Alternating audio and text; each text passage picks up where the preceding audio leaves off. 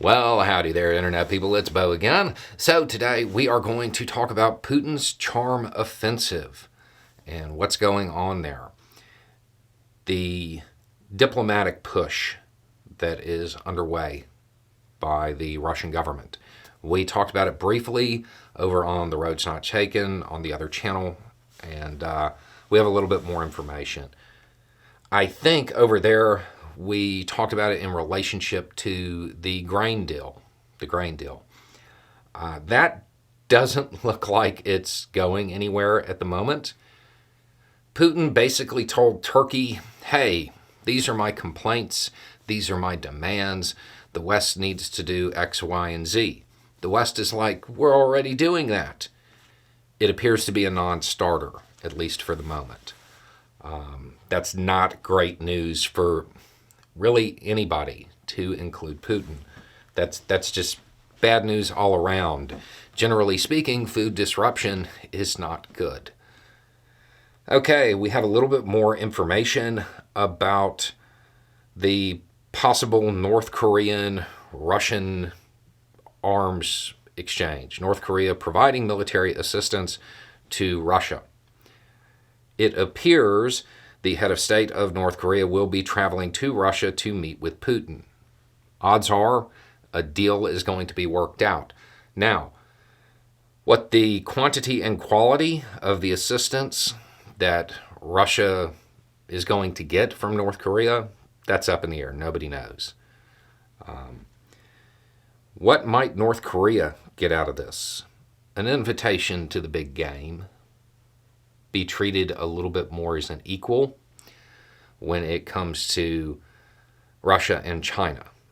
Not a real equal, but equal enough to present themselves as an equal to people in North Korea. That might come in the form of a joint naval exercise between Russia, China, and North Korea. In other news about Russia's force generation capabilities, Russia is apparently recruiting from outside of Russia to a greater degree, trying to get foreign troops to go to Ukraine on their behalf because they don't want to call up their own troops. They don't want to engage in a wider mobilization. So it does look like that foreign policy push is underway. Doesn't necessarily look like it's having great results at the moment, but I still expect a high-level meeting between Russia and China. There is the whole map thing, but as long as Russia continues to take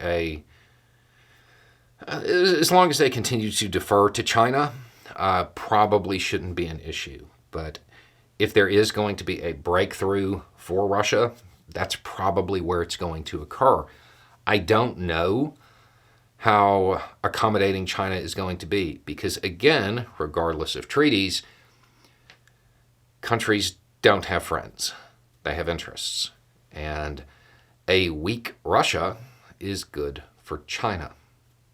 It puts them in a higher position. And right now, Russia's military capabilities being degraded, it's good for China. It puts them in a position where they're the counterweight to the United States in a whole lot of ways, not just economically, but they could also become the military counterweight on the world scene. I don't think China's going to just throw that chance away. I don't think that they're going to put themselves in a position where they strengthen somebody who is realistically their competition, not to any significant degree. China might be willing to, fight Ukraine to the last Russian, though. Give them enough to keep them in the game, slip them some chips so they don't, completely have to leave the table. But I think it's unlikely They're going to provide a significant amount of assistance that would allow them to launch any meaningful offensives and alter the trajectory of the war, because it's just not good for China. Anyway, it's just a thought. Y'all have a good day.